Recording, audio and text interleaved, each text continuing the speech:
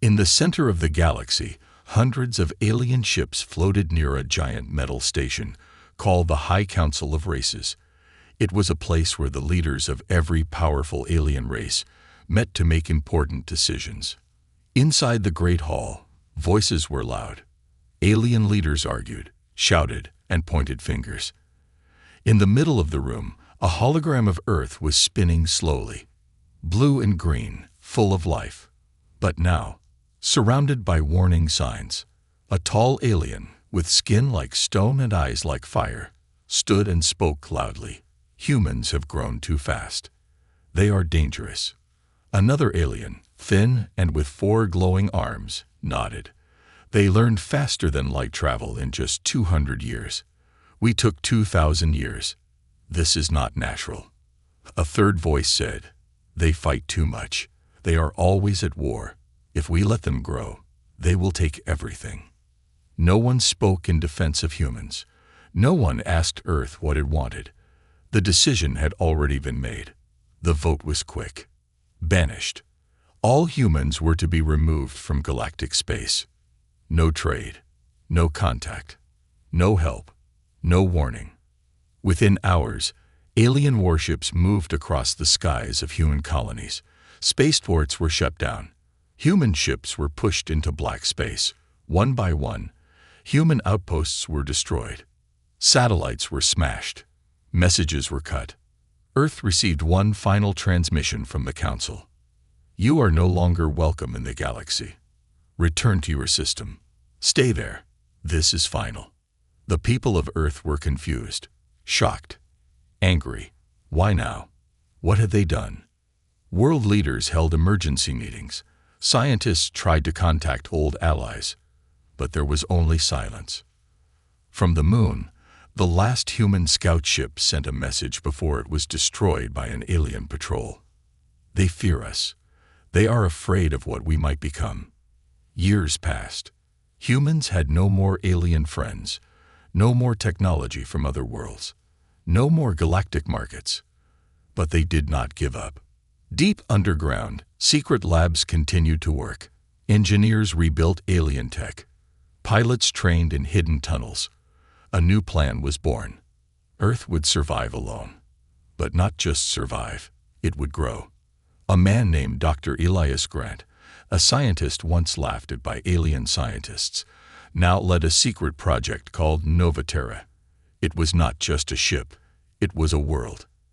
A hidden colony far from Earth, in the shadow of a frozen gas giant, completely invisible to alien sensors. Dr. Grant stood before a group of young recruits. His eyes were cold. His voice was firm. They banished us. They turned their backs on us. Now we do what humans do best. We adapt. We build. We fight back. Meanwhile, in orbit around Pluto, something strange happened.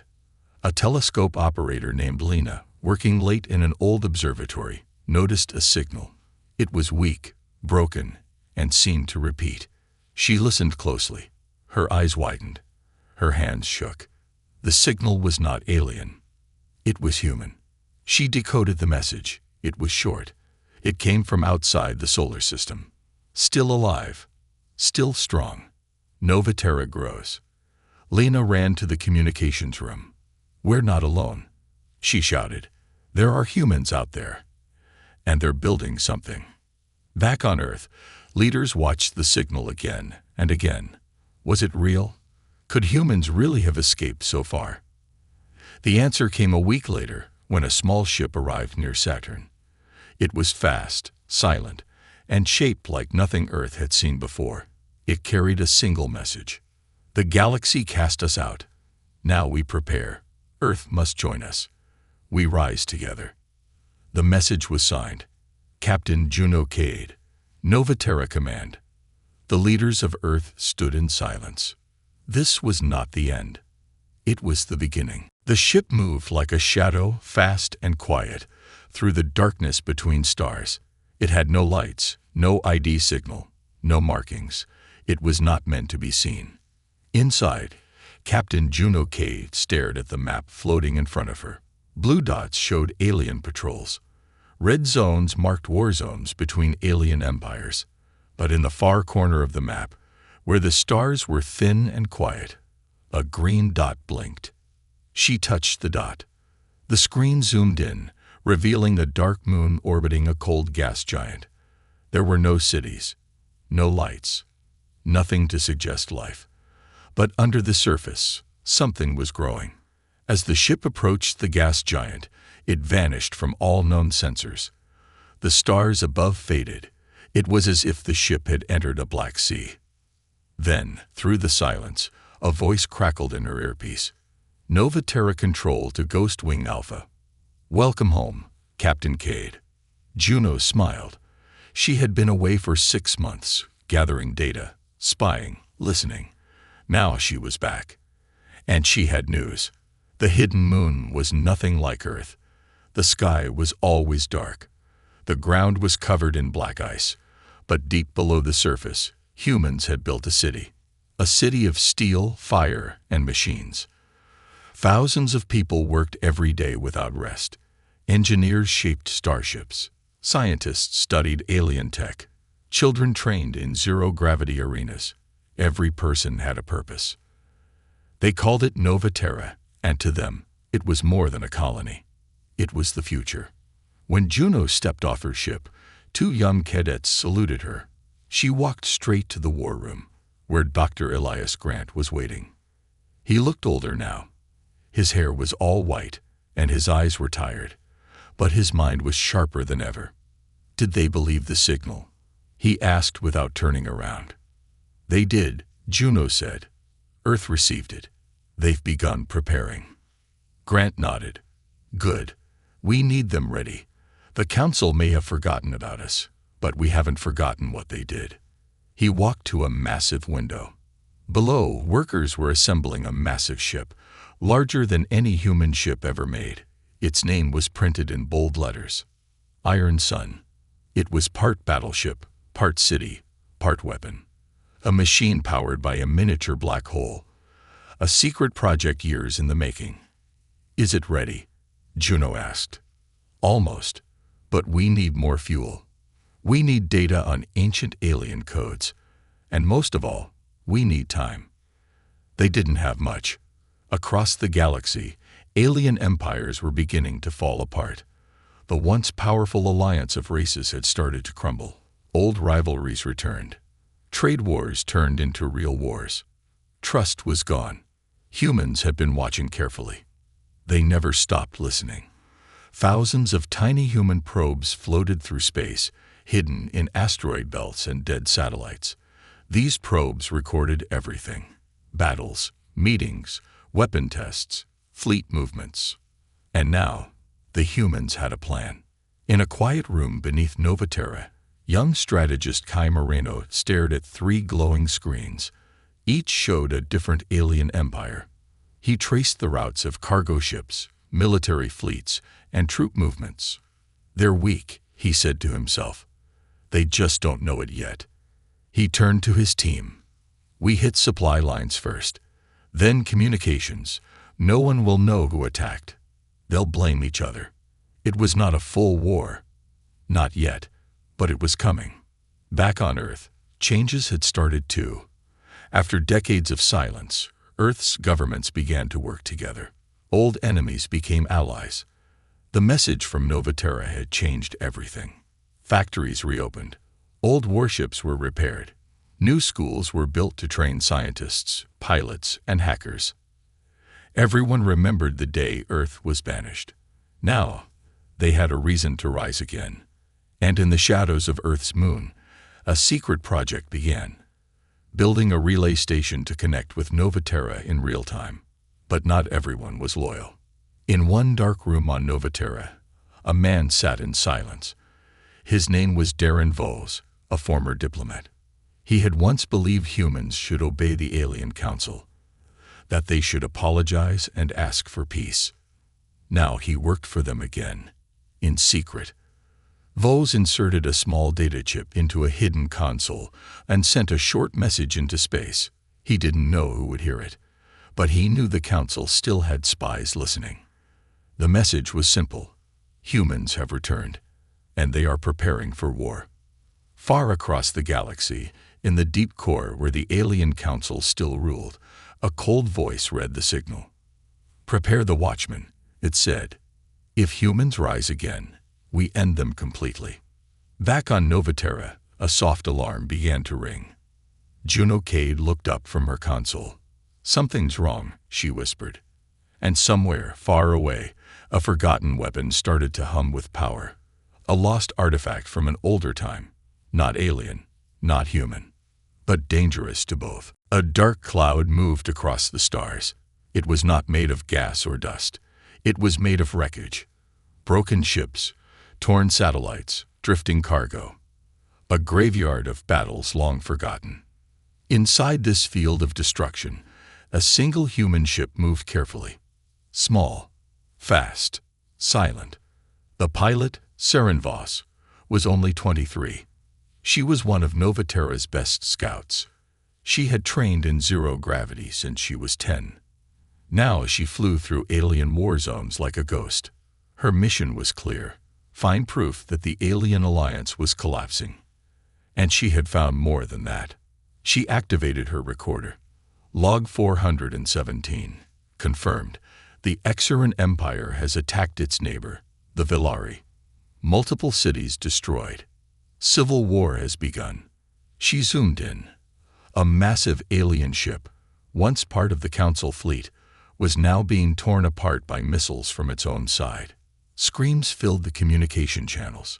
Ships exploded. There was no mercy. Saren whispered, "They're eating themselves alive." She pulled away and turned toward a strange signal she had picked up days ago. It came from a region the aliens had abandoned long ago. A dead zone, a place where no one dared to go. But humans dared. As Saren entered the dead zone, all lights vanished. No stars, no radio signals, just silence. Her ship sensors blinked, then shut down. The screen went dark. She waited. And then, something appeared. A structure. Massive. Hidden inside the dust. Shaped like a claw holding a sphere. It wasn't alien. It was ancient.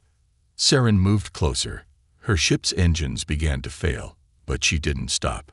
The sphere glowed faintly. Symbols danced across its surface. She took pictures, recorded sounds, and then the sphere pulsed. A single beam of light struck her ship, freezing it in place. She screamed, "No, no, no." But then the light faded. Her ship floated freely again. The pulse was gone. Her screen blinked back on. A message appeared in human code. "We are Yodiva teaching. We remember our Earth." She didn't understand. Who had sent that? How did they know Earth? She turned her ship and sped back toward Novaterra. She had to warn them. Back on Novaterra, Dr. Grant stared at a large screen showing movement across the galaxy. Red dots were spreading, showing where alien empires had begun fighting. One after another, old alliances broke apart. The Council had no control now, and humans had their chance. "We strike their fuel stations," said strategist Kai Moreno. "Then we move to steal communication hubs. Quiet, clean, fast. No one will know it was us." Juno Cade listened, arms crossed. "We don't want full war. Not yet. We want them to collapse on their own. We just help them fall." And that's what they did. Human strike teams, dressed in alien armor, attacked fuel convoys and left symbols of rival species. Sabotage missions turned allies into enemies. Whispers of betrayal spread like wildfire. The galaxy began to bleed. But then Saren's ship returned. She landed hard, the hull burned, the wings shaking. She ran into the command center and slammed a data drive on the table. "You need to see this," she said, out of breath. They played the recordings. Images of the dead zone, the ancient sphere, the strange pulse, the message in human code. Dr. Grant's hands trembled. "This isn't alien tech," he said. "This is older, much older." Juno frowned. "What does it mean?" Grant looked at her. It means someone else is out there. Something old. Something powerful. And they knew about Earth long before the Council did. The room fell silent. Outside, Iron Sun's frame was nearly complete. Workers moved like ants across its giant surface. The ship would soon be ready. But now they had more questions than answers. Back on Earth, the new leadership watched the chaos in the galaxy with cold eyes. Reports showed dozens of alien worlds falling into rebellion. Trade routes were gone. Trust was broken. And still, Earth remained untouched. One general, Mirahan, stood before the Earth Alliance Council. "We have waited for too long," she said. "Novaterra has the weapons. We have the soldiers. The galaxy is weak. This is our moment." But the Council was divided. Some feared moving too fast. Some feared the unknown force Saren had discovered. What if it was watching Earth? Meanwhile, deep in an alien war zone, a strange figure walked through the ruins of a fallen city. It wore armor unlike any known species. Its face was hidden. Its hands were metal. It moved through fire like a ghost. And when it reached the heart of the city, it placed a small device on the ground. The device lit up, showing the symbol of Earth. Then the figure spoke in a voice that was not human, but used human words. "They are coming." The Iron Sun launched for the first time, rising from the hidden docks of Novaterra like a sleeping giant awakened. It moved slowly at first, heavy with armor and weapons never tested in real battle. But then its engines roared to life, pushing it forward with power drawn from the heart of a man-made black hole. Thousands stood inside the command deck, watching stars streak past. Captain Juno Cade stood at the center, her eyes locked on the path ahead. They were heading for the fringe systems, lawless zones between crumbling empires, places where chaos ruled, and no one asked questions. Their mission: secure abandoned alien tech, search for signs of the mysterious ancient watchers, and if needed, make a statement to the galaxy. But Juno had a second mission, one known only to her and Dr. Grant. They had discovered a set of strange coordinates hidden in the data Saren Voss brought back. The signal that pulsed in human code had been part of a map, a path leading into a forgotten part of space. Juno didn't tell the full crew. Not yet. She didn't want panic. Something old was watching Earth, and she needed to find out who. Back on Novaterra, Dr. Grant studied the symbols from the alien sphere again. They weren't written in any alien language known to the Council. Not Velari, not Suran, not Thurn. But there was a pattern, a code hidden beneath the code. He finally cracked one layer and gasped. The symbols translated into Earth languages, all of them, mixed together: ancient Latin, Mandarin, Swahili, English. Whoever had sent that message had been watching humans for a very, very long time. Longer than the Council had known Earth even existed. He leaned back in his chair, shaking his head. They were here before the Council, before the empires. Meanwhile, deep in Council territory, trouble was rising. The old alliance was nearly gone. Only a few species still followed the rules. The rest had turned to war, piracy, or silence. One of the few remaining Council leaders, High Speaker Korunath, stood inside a tall crystal tower, staring at reports. The name Earth kept appearing. Attacks in human style, ships moving through forbidden zones, ancient tech with human code. He slammed his fist on the table. "We banished them. We erased them. How are they back?" A small voice replied, "Perhaps they were never gone." He turned to see a new messenger, young, scared, and bleeding from a wound on his side. "They are not the same," the messenger whispered. "They have changed, adapted. You must understand. This isn't the Earth we once knew. It is something else now." Before he could say more, an explosion shook the tower. A new faction had risen, the Children of Flame, a rogue alien cult that believed humanity was the spark of a prophecy. They had begun attacking Council cities, shouting one name: Juno Cade. Across the galaxy, humans became more than a myth. Some feared them, some hated them, others began to admire them. Rumors spread. Humans had beaten death, built cities and stars, tamed black holes. No one knew what was true anymore. But the fear grew. And through all of it, the Iron Sun moved deeper into unknown space. On board, Juno and her team found a strange system. 5 dead planets orbiting a silent sun. They scanned for life. Nothing. Then the ship's sensors picked up something unexpected. A gate, floating just outside the 5th planet, hidden inside the gravity well, was a structure shaped like a ring of stone and light. It was inactive, but huge, larger than any station the Council had ever built. It hummed softly, like it was dreaming. Juno turned to her science officer. "Is it Council tech?" He shook his head. "No, it's not alien. It's older." The ship moved closer. As it did, the ring lit up, one section at a time, like someone was waking it on purpose. A signal burst into the Iron Sun's systems. It shut down all weapons, all engines, even lights dimmed. Then a voice echoed through the ship, not through speakers, into their minds. "You returned too soon." The crew gasped. Some screamed. Others fell to their knees. Juno stood frozen. "What are you?" she whispered. The voice answered, "We are the first. You are the last."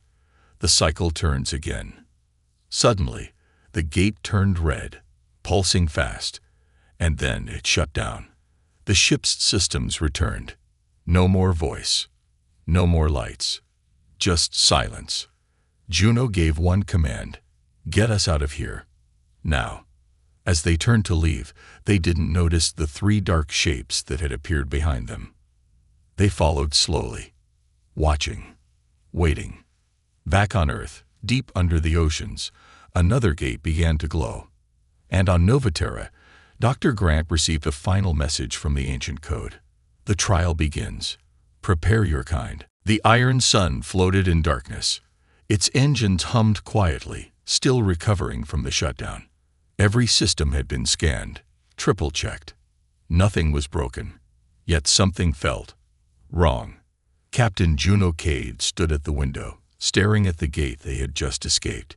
It now looked like a dead thing, silent, cold, harmless. But it had spoken. It had reached into their minds. That voice wasn't from a machine. It had felt alive. Juno whispered, "They were here before us, before anyone." Behind her, Saren Voss entered, holding a tablet. "We ran a deep scan on those ships that followed us." Juno turned sharply. "You saw them?" Saren nodded, only for a second.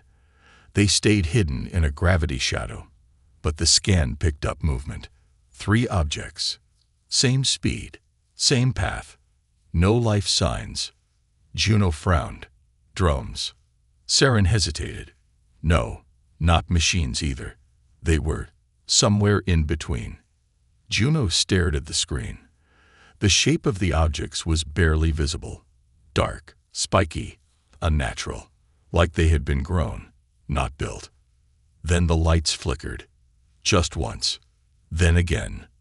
The crew looked around nervously. Something was interfering again. On the bridge, Commander Kai Moreno ran diagnostics. "Systems are stable, but something's broadcasting toward us. A low-frequency pulse. It's not harmful, just constant. Like sonar." Juno leaned forward, "Like they're scanning us." He nodded. "Or waiting." "Waiting for what?" she asked. No one had the answer. Back on Novaterra, panic had begun. The message Dr. Grant received, "The trial begins," had triggered every alarm in the Earth Alliance network. High Command ordered full lockdown. Fleets were mobilized. Defenses activated. And deep underground, an old project was reawakened. Project Horizon. It was Earth's oldest secret, before banishment, before Novaterra. A vault built in silence, buried under the Arctic ice. Inside were artifacts never meant to be touched. alien bones, ruins of ships that had fallen from the sky before the Council ever arrived. One of them had the same symbols found on the dead zone sphere. And when the code was activated, the bones began to glow. Dr. Grant stood inside the vault, surrounded by a dozen scientists in white suits. The bones pulsed faintly, soft blue light, like breathing. He stepped closer. Suddenly, the light flared, and an image formed in the air. A map, not just of the galaxy, a map of other galaxies. Endless branches, endless paths, and on every path, a red mark, a warning. One of the scientists gasped. These are extinction trails. Dr. Grant nodded slowly. Every place this force has been. Every time they returned. The gate we found. It's not the only one. Meanwhile, Juno and the Iron Sun approached a nearby moon for safety. But the moment they landed, something strange happened. The moon's surface, once quiet and dead, began to shift. Rocks moved. Dust lifted. Lines formed in the soil. Words.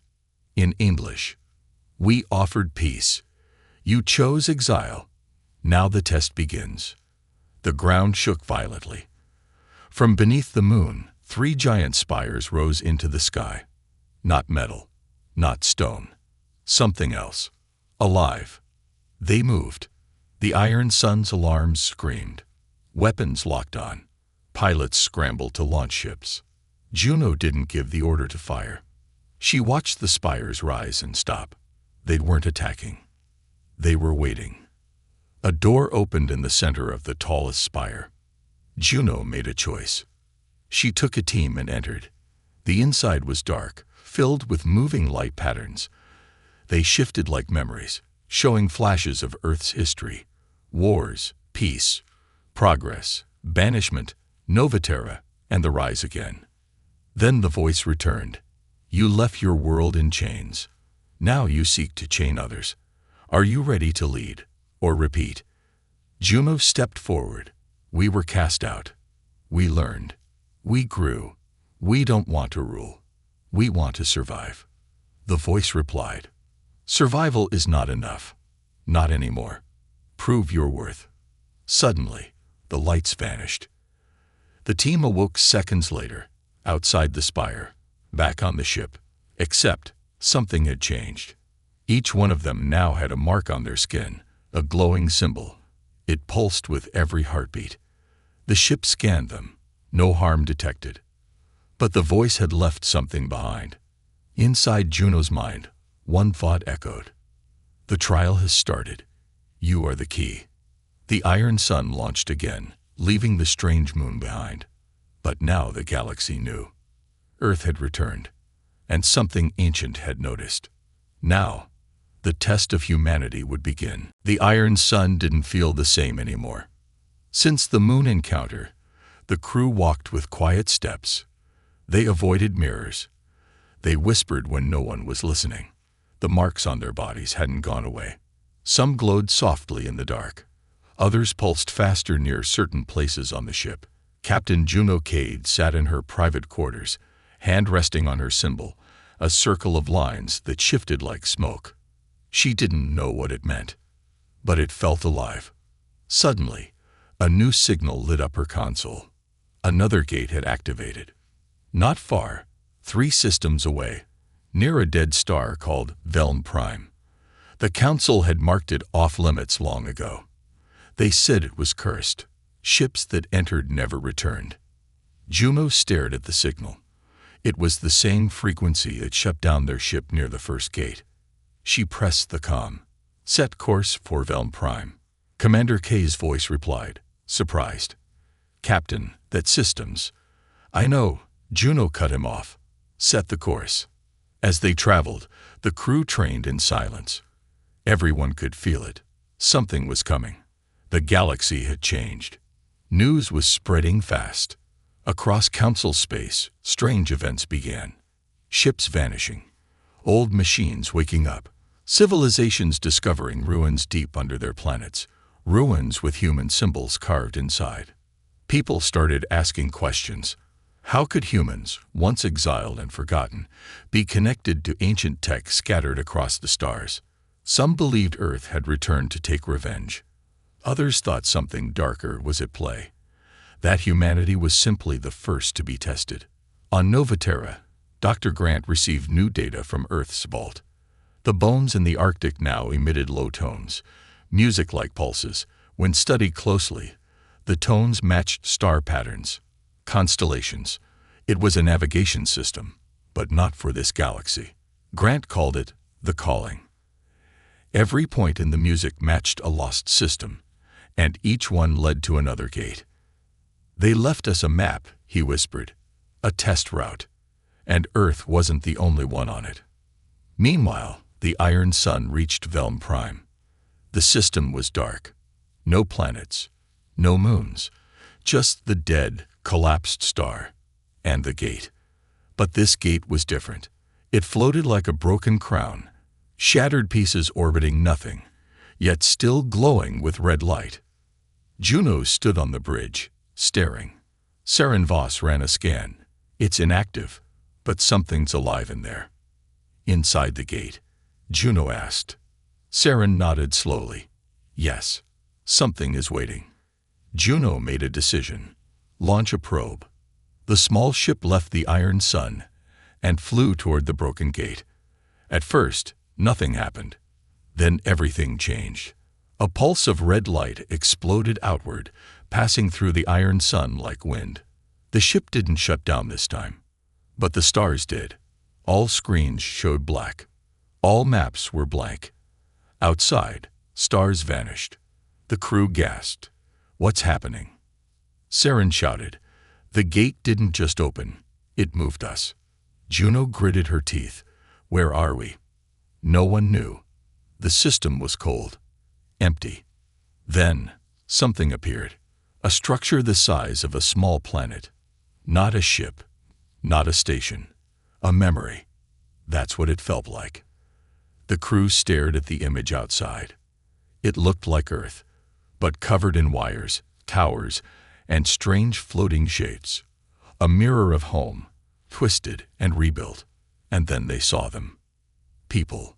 Walking, standing, staring, all wearing ancient Earth uniforms. But their eyes glowed. They didn't move like normal humans.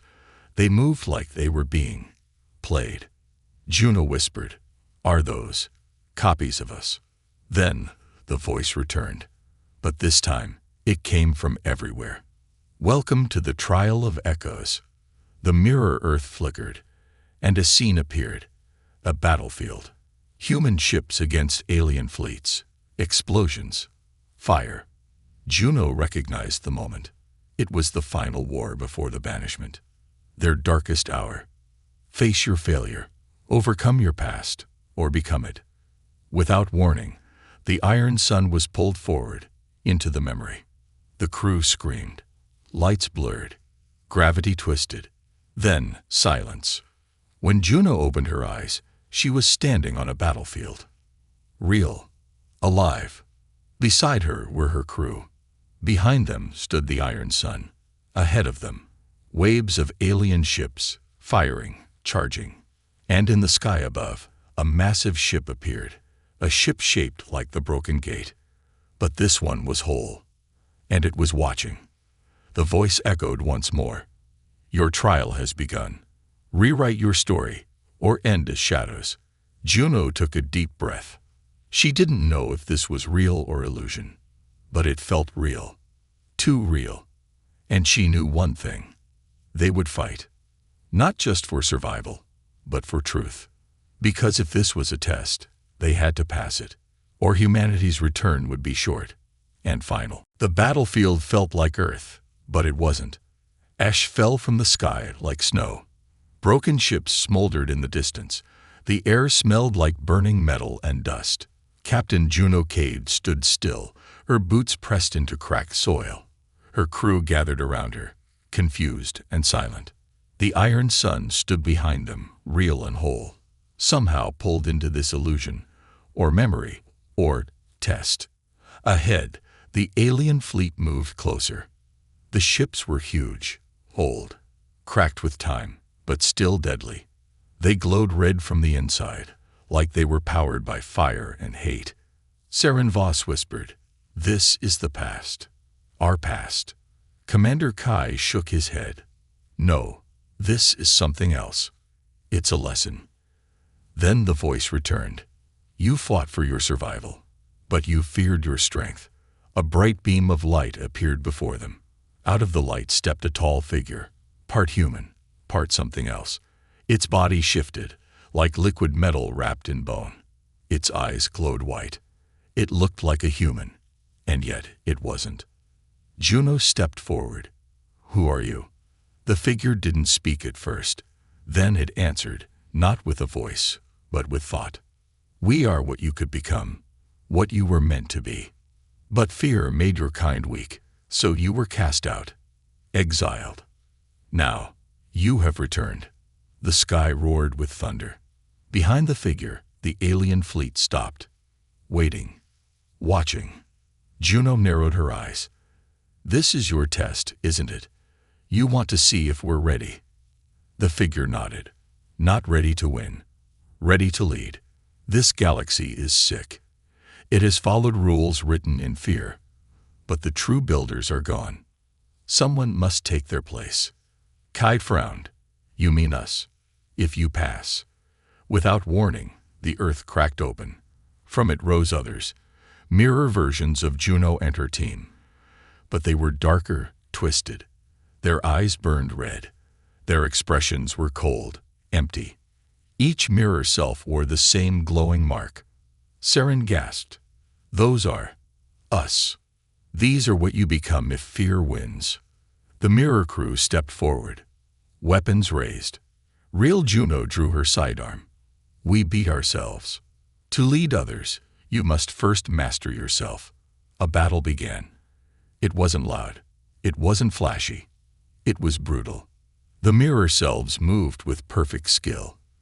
They knew every move, every trick, every weak spot.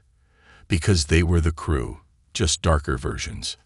Juno fought her mirror self with fury, blow for blow, word for word. "I won't let fear shake me," she growled.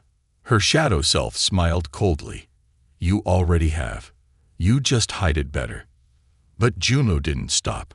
She fought with memory, with love for Earth, for Novaterra, for every human who believed in second chances. And in the end, her mirror self hesitated. One moment was enough. Juno struck. The shadow faded. One by one, the crew won. Each battle left them shaken, wounded, but stronger. The battlefield began to break apart. The sky shattered like glass. The ships vanished into light. The voice returned, softer now. "You passed. You remembered who you are. You chose courage, not power." The strange figure stepped forward again. "You are not the first to face this trial, but you are the first to pass. The builders are gone. The guardians have watched for centuries. Now, the galaxy needs new hands to guide it.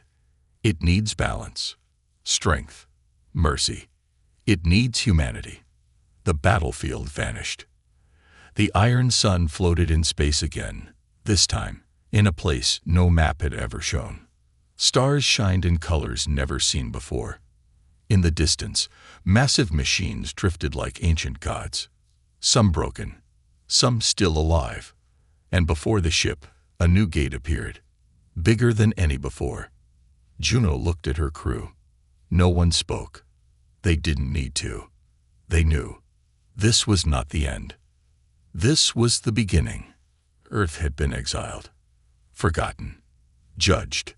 But now it had returned not just to survive, but to lead. The voice whispered one last time, now only in Juno's mind. "You were banished. Now, you are chosen." The iron sun turned toward the gate. Engines lit, and the ship moved forward into the unknown, into a future only humanity could shape.